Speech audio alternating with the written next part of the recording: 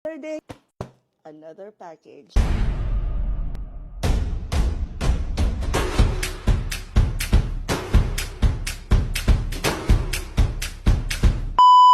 Ito yung in-order kong ano. Story time tayo. When I went to the conference, alam mo yung attire ready ka na. Ang dami mong magagandang dinalang damit. However, dumating ang period ko and unfortunately, I won't be able to wear any of the things na plinano kong isuot because I'm not confident na hindi ako tatagusan. Pagkakasama pa ng pakiramdam ko, like I have everything planned.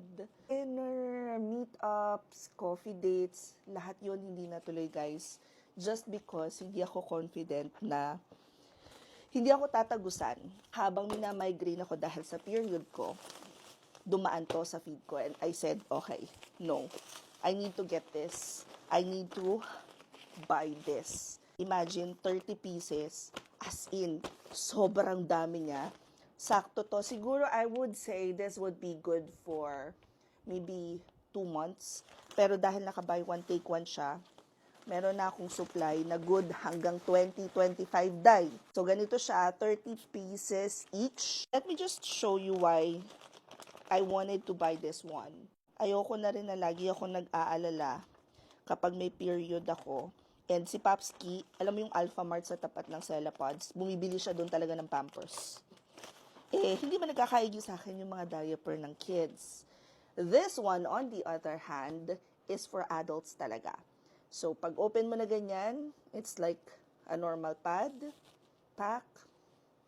Tapos, di ba para pa rin siyang diaper? But, this one is for adults. And tinignan ko talaga siya because, again, blessed, hindi po fake yan. Tunay po talaga tayong blessed doon. Sa part na yun, so kailangan I really have to find something that would fit me. And this is what I got. So, it's like, it's an underwear, pwede kong isuot pag may period ako.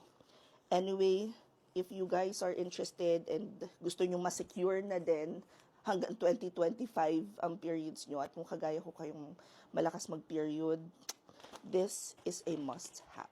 Ilalagay ko na lang sa yellow basket. I know that they have one na isang piraso lang and then what I got is yung naka-promo na buy one, take one.